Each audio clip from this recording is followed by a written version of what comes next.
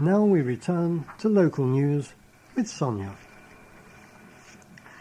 A new radiotherapy system that is 4 times faster at treating cancer than conventional machines has been installed at North Middlesex University Hospital.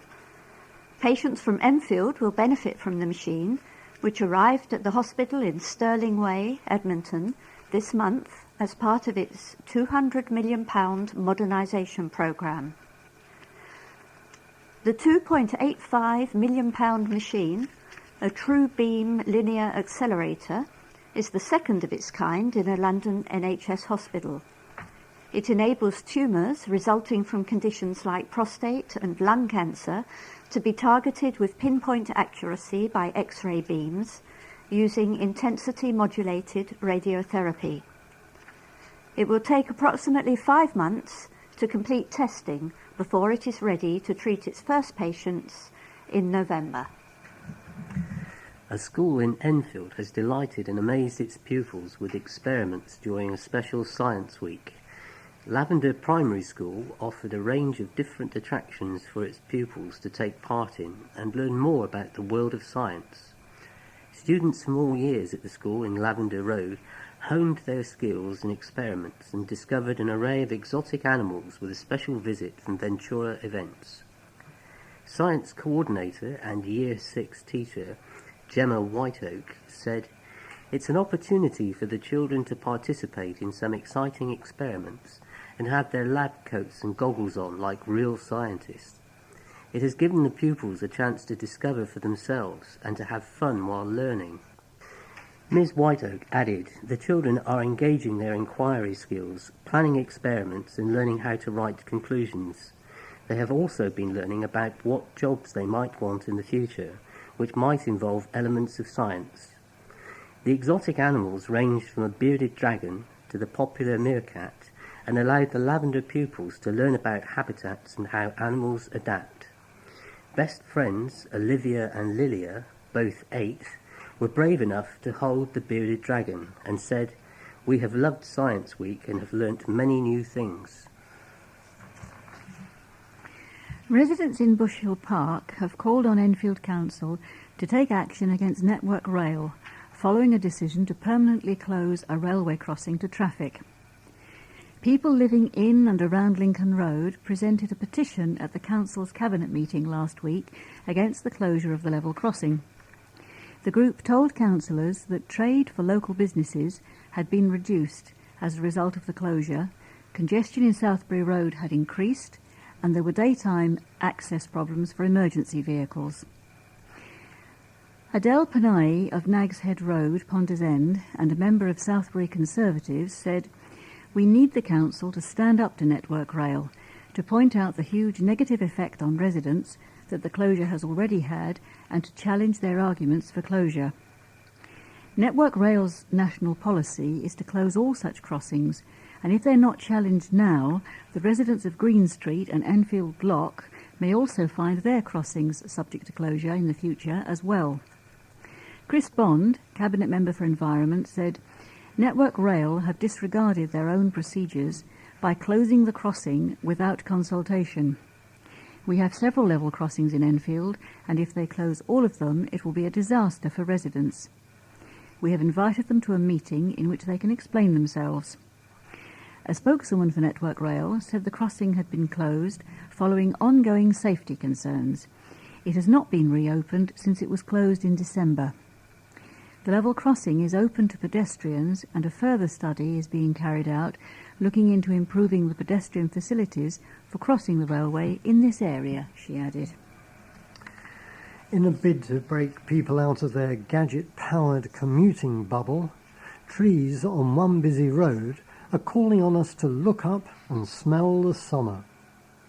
As part of the AP and Beyond Arts and Music Festival, computer programmer Kevin Smith and his artist partner Zaza Smith, ably assisted by their 2 daughters, have created an art installation along Maidstone Road in New Southgate, where the family live, with posters pinned to the trees telling passers-by what they really think of the humans that scurry past them on their rat run to work. Walking and texting? How awkward, screams one poster pinned to a tree, with another proclaiming plaintively, I'm a Londoner too. Kevin and his family came up with the idea after seeing people trudge along the same road to Bounds Green Underground Station day after day, seemingly oblivious to the nature that surrounds them. We take so much of our environment for granted, and so the purpose of this installation was to make people aware of their surroundings for a change, said the father of two. The idea for this installation was really to provide a way for people to break out of their daily routine for a moment, throw away their troubles, and see the world in a slightly different way. Admitting that the speaking trees have caused something of a stir on the street, he told the advertiser that streams of people have approached him, asking what it all means. I like when people give me their own explanations, he said. People have been excited by it, and some have volunteered their own explanation for it, and what is brilliant is that a lot of the time, the people who are most excited by it are not the people you would expect to be traditional gallery goers. The installation will be taken down this week, but photographs of the tree's poster speech bubbles can be seen online. I assume that if you just Google Maidstone Road, New Southgate trees, you'll see it. Capel Manor played host to 5 Enfield primary schools in the annual Grow Your Own Potatoes competition. The event, held by the Potato Council, is into its 9th year of raising awareness about the importance of knowing where our food comes from. Racing to a clear victory with a crop of ravishing rocket potatoes were pupils from Honeylands Primary School in Lovell Road, with a total weight of 861 grams. Prince of Wales, Four Swans, Brimsdown and Churchfield C of E primary schools also took part. They were among 14,000 primary schools taking part across the country, each growing their potatoes during the past 14 weeks, and last Wednesday discovered how many potatoes they have grown. Sue Lawton from the Potato Council said, "The project itself is aimed at Key Stage 1 and 2 students and is teaching children how potatoes grow, how they fit into their diet, and where their food comes from." She also praised the work of gardening guru Peter Seabrook, adding, "Peter loves the project and champions it by putting on extra prizes. He has brought it to Capel Manor. We came here last year for the first time because he wanted us to come and demonstrate what we do for schools, and he is really keen for children to learn about where their food comes from." Mr. Seabrook, who was at the event, said, "There is a lost generation to gardening. Lots of grandparents garden, but hardly any parents garden as well. So we're trying to get youngsters to grow crops at school that they can harvest and eat." Honeylands Primary School could be in with a chance of winning the national prize of playground furniture for their school after bagging the heaviest weight of potatoes. 10-year-old Samina said, "I'm really happy we won. It has been a great day." Fellow student Cardalen, also 10, added, "We went exploring and saw creatures like dragonflies, newts and frogs." Veterans, servicemen and cadets will be marching through Enfield town on Sunday to mark Armed Forces Day. The parade, organised by the Enfield branch of the Royal British Legion, will honour soldiers past and present and those who have made the ultimate sacrifice for their country. The march will be led by the Caledonian Pipers Band and will include current serving personnel and veterans as well as Navy and RAF cadets. The parade will start in Trinity Street at 11:45 a.m. and march along Chase Side, through Church Street and on to Silver Street, where it will stop for a salute to dignitaries and the raising of the Armed Forces Day flag at noon. The parade will then return to the Royal British Legion branch in Holtwhite's Hill for a small buffet. Chairman of the Legion branch, Brendan Farrell, said the day is a celebration of the work of the armed forces. It's to support the veterans who have fought and show they have not been forgotten, and also support the lads who are fighting for us now. Before, in the wars, we were fighting for England, but in these times it's to keep the peace in other countries as well. Enfield Council is signing the Armed Forces Community Covenant today, alongside representatives of the NHS, police, armed forces and charities. The Covenant highlights the Council's commitment to supporting veterans and servicemen and women. Council leader Doug Taylor said, "For this year's Armed Forces Day Parade, I once again want to remember and thank all those involved in our armed forces, be they currently serving, veterans or cadets who are just starting their career. We must also honour those who have lost their lives so bravely in the defence of our freedom." Charlie Chaplin and Punch and Judy were up to their old tricks as they entertained the crowd at a shopping festival. Dozens of people joined in the fun at the Palmer's Green Shopping Festival, hosted by Green Lanes Business Association, GLBA. The Mayor of Enfield, Councillor Chowdhury Anwar, and Enfield's Carnival Queen and Princess launched the event that filled the streets in Green Lanes, Alderman's Hill and Hazelwood Lane. Crowds gathered to watch performances by Hornsey Ataturk Turkish school dancers, Hazelwood Greek school dancers, award-winning Irish dancers and Enfield Blaze cheerleaders. The winners of Hazelwood School's Got Talent competition also performed. Shopkeepers were also on hand to offer their latest goods, including Baskerville's Tea Shop, which held a tea and cake tasting in Alderman's Hill, while Swirly's Ice Cream and Domino Pizza handed out tasters.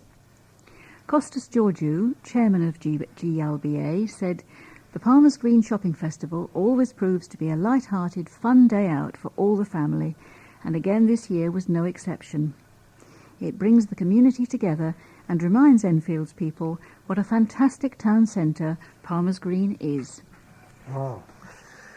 A hospice for people with life-limiting illnesses has received a National Architecture Award for its new building in Enfield.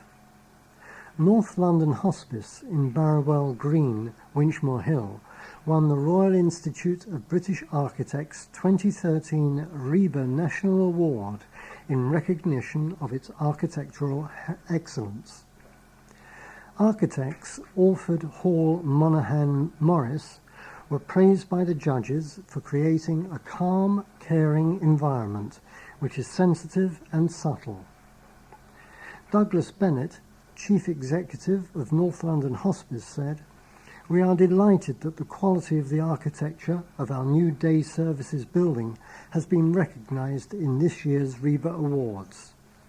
Our aim was to enhance the feel and quality of end-of-life care by creating a home-from-home environment for our patients, and we have achieved just that. There is no doubt the physical environment of our building makes a huge contribution to the effectiveness of our work." School children pulled on their gardening gloves to help cultivate a historic garden at 40 Hall. Children from 8 primary schools were given a selection of young plants that would have been cultivated in the borough during the 17th century. After nurturing their plants in the classroom, the pupils were invited to put them in pride of place in 40 Hall's Knot Garden in 40 Hill. The children also researched Elizabethan knot gardens and the fruits, flowers and herbs that were in. Councillor Bambus Charalambus said, "This is an interesting and hands-on project which allows children to learn local history in such a fantastic way. Some of the plants being grown include chamomile, strawberry and English mint, all of which would have been grown locally during this period. Each knot garden section will be labelled to show which school has designed, planted and nurtured it. The garden was created by George Spicer Primary School, Chaseside Primary School, Suffolk's Primary School, St Michael's Primary School, Honeylands Primary School, Ragland Primary School, Bush Hill Park Primary School and Merry Hills Primary School, and will be on display until September. The Mayor of Enfield toured a carers centre as part of activities helped to mark National Carers Week. Councillor Chowdhury Anwar was the guest of honour during his visit to the Enfield Carers Centre in Baker Street, where he met carers and spoke about the need for Enfield Borough Council to continue funding the centre.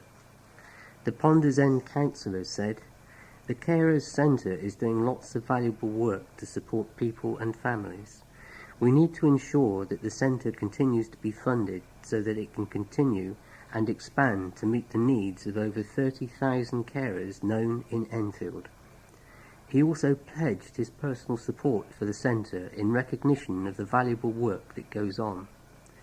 Councillor Anwar said, "It is vital that carers without whom the healthy authority and social services would be crippled are given the much-needed support that the Carers Centre offers." National Carers Week, which took place from June the 10th to the 16th, included information days, a healthy living day where carers were offered free health checks, access to personal health trainer, district nurses and community matrons, as well as a healthy free lunch.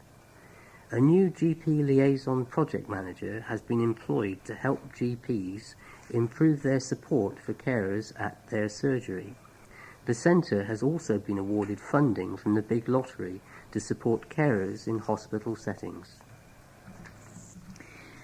Lavender Primary School in Enfield has also been selected for a top role supporting other schools trying to improve their standards. The Lavender Road School will now have the ability to provide additional leadership for schools in the borough that are struggling or going through a transitional phase to academy status.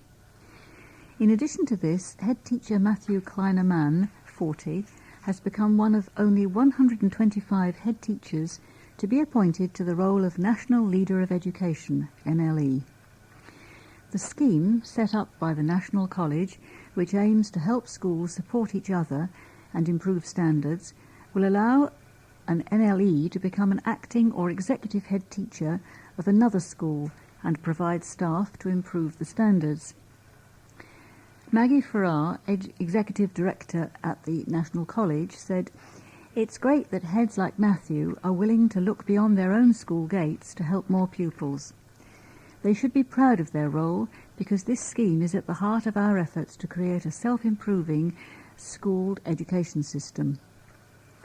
Mr. Kleiner-Mann said, "Working alongside other schools will bring so much to Lavender. It will not only help raise the standards of teaching and learning in other schools, but will help develop expertise within. I am very proud of the hard work, dedication and skill of the staff who have made Lavender a wonderful place to be." After starting the programme in November 2010, there are now 800 NLEs across the country, and this will rise to 1,000 by 2014.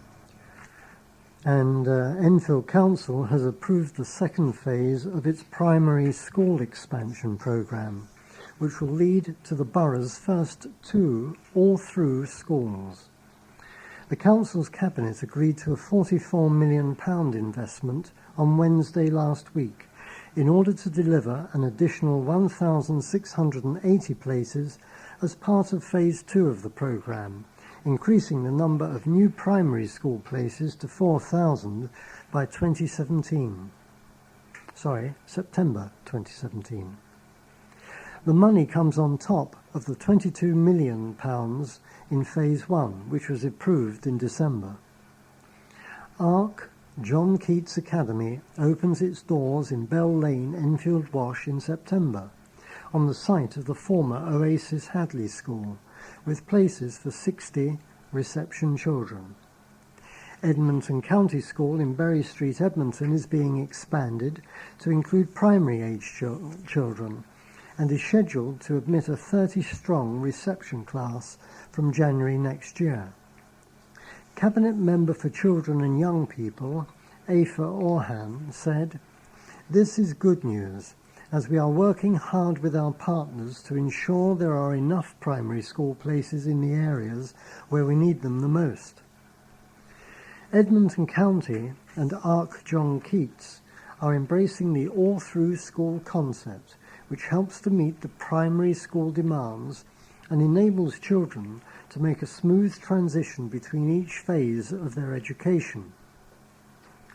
Dr. Susan Tranter, head teacher at Edmonton County, said, "We are a school for local children, and we look forward to providing an outstanding education for children aged 4 to 19. As children approach the end of Year 7, they will have the opportunity to be taught by specialists in subject-specific facilities. This is a unique opportunity in a council school." Speaking after last week's cabinet meeting, Michael Lavender, leader of the Conservative group, told the Advertiser, "During the consultation on the first phase of the programme, we have seen how many people are concerned about the impact on traffic and parking availability in their areas when schools grow. The Council needs to assess how this will pan out when expanded schools reopen." The Cabinet report also acknowledged that secondary schools will have to be expanded as the projected influx of academies and free schools will not meet the growing demand for places over the coming years. Singers are clearing their throats, dancers are perfecting their moves, and comedians are polishing their best one-liners in preparation for this summer's biggest talent search, Edmonton's Got Talent. The month-long competition, which starts on Saturday, July the 27th, is a chance for North London's hidden talent to shine and have a turn on Edmonton Green's performance stage. The competition is open to all ages and talents, from acrobats and clowns through to impressionists, magicians and comedians. Each Saturday, a panel of expert judges, including Britain's Got Talent star Louise Bagon from Band of Voices and Edmonton Green Centre Manager Roger Allen, will select a winner to receive a cash prize of £250, donated by Edmonton Green retailers London Vintage and Deli Twist. As well as being in with a chance of winning a cash prize, acts will have their performances filmed for the Edmonton Green YouTube channel, giving the stars of tomorrow the perfect platform to promote themselves. Mr. Allen said, "We want to hear from anyone who has an undiscovered talent worthy of being on the big stage." Over the past few years, we have been approached by a number of acts that fall outside of the singing category, and Edmonton's Got Talent is the opportunity they have been waiting for to get out there and showcase their talent. We are looking for variety, and above all, we are looking to be entertained. The judges' buzzers are at the ready. In addition to the main competition, Edmonton Green will also host open stage nights. These will take place every Thursday from August the 1st to 15th, starting from 4 p.m. in the North Square. To enter Edmonton's Got Talent, or to view the full terms and conditions, visit edmontongreencentre.co.uk. Applications close on Sunday, July the 21st. We have reached the end of our programme for this week. Thank you for listening. So, from the team of Bill, Jenny and Alan, and with Keith on the controls, it's Goodbye. Bye. Please remember to turn over the address label in your postal packet. Put the cassette into the packet and return it to us as soon as possible, in readiness for the next edition. Don't forget, you can call Diane de Jersey regarding any help you may require in connection with Enfield Talking Newspaper. The Enfield Talking Newspaper will be with you again in 1 week's time.